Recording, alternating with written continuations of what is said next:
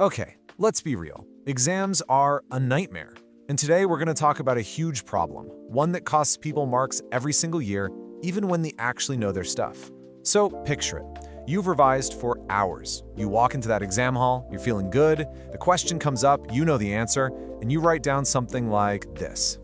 People stay near volcanoes because they are used to it. I mean, it sounds reasonable, right? But the examiner reads it, circles it, and in the margin writes a big fat 0. And just like that, they move on. And you know what the most frustrating part is? It's not even that you were wrong. It's because you gave a human reason when they were looking for a geographical one. And that little distinction between a kind of vague answer and a super precise mark scoring one, that's exactly what paper 1 is all about. So today, I'm giving you the cheat codes to absolutely smash it. All right, let's jump right into our first code, tectonic hazards. You know that classic 6-mark question, right? Why do people continue to live near volcanic hazards? This question, I swear, is what separates the grade 4s from the grade 9s every single year. And the reason people trip up? It's always the same thing. So a weak answer might say something like, oh, the soil is good for farming. Okay, but a grade 9 answer, that says weathered lava produces nutrient-rich and acidic soils which are perfect for high-yield agriculture. Or maybe communities stay there to harness geothermal energy as a sustainable power source. You can just feel the difference, can't you? It's because the examiner's mark scheme has these specific little hooks it's just waiting to see. And this is a perfect example of what I'm talking about. Endosol soils. It isn't just some fancy term you throw in to sound smart. It's the actual geographical reason the soil is so good. It is literally the key that unlocks the marks. You hit one of these hooks, boom, you get the point. You give them the vague version, you get nothing. Simple as that.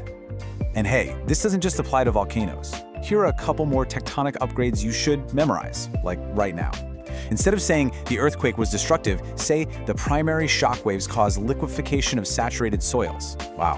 And instead of buildings collapsed, how about the high population density of informal settlements increased vulnerability? See, specificity always wins. Okay, let's move on. Our next code, and you'll see how this starts to build, is all about extreme weather. This is the kind of upgrade that can easily boost you from a 5 to a 7 on any question about storms. So many marks are just lost because people mix up primary and secondary effects. Or even worse, they don't even mention the difference.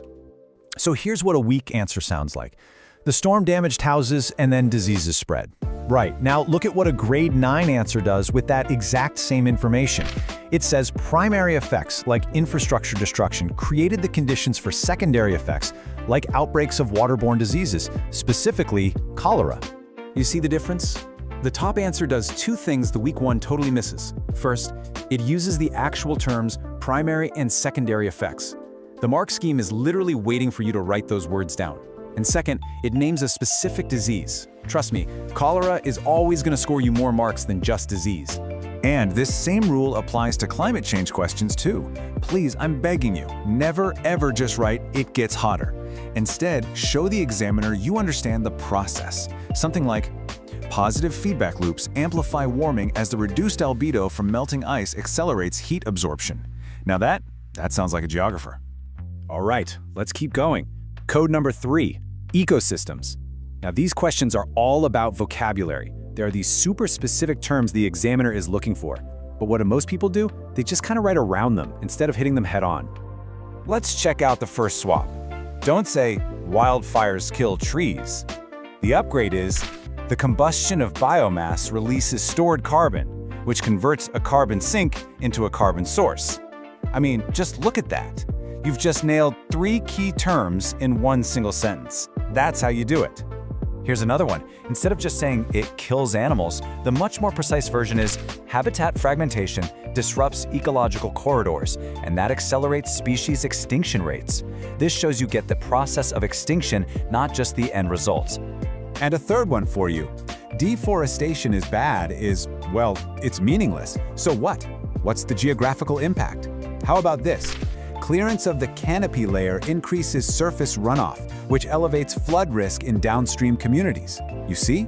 Carbon sink, biomass, habitat fragmentation, canopy layer. These are the words that the mark scheme is literally built on.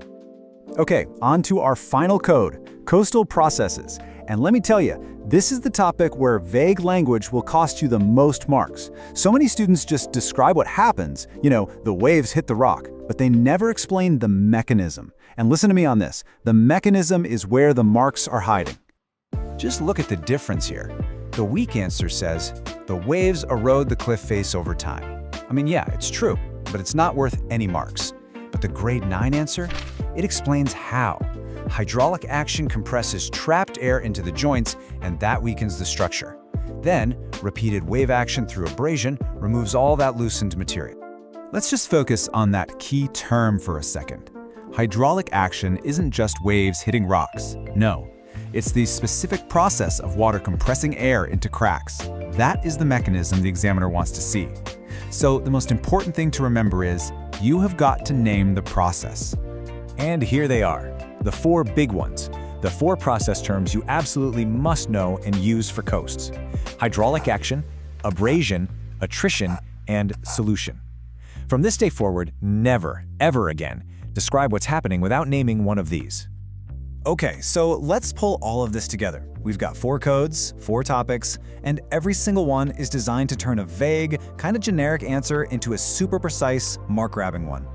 So for tectonics, you're going to use those hooks like geothermal energy and end-of-sol soils. For extreme weather, you're going to name your primary and secondary effects and a specific disease. For ecosystems, remember carbon sink, biomass, habitat fragmentation, every time. And for coasts, you're going to name the mechanism: hydraulic action, abrasion. You are never just going to say erosion again. Go ahead, screenshot this list right now. And tonight, I just want you to test yourself on one topic. Not all 4, just one. Trust me on this, depth beats breadth every single time. Now, our next explainer is where things get really juicy. We're going to crack open paper 2, human geography, and I'm going to tell you the one phrase that examiners are so sick of reading. And you know what? There's a pretty good chance you're writing it in your answers right now. Yeah, we're gonna fix that. Oh, and before you go, if you want more of this kind of stuff, just comment "grab marks" down below. Seriously, if we can just hit 20 comments, the full vocabulary upgrade guide goes live right here.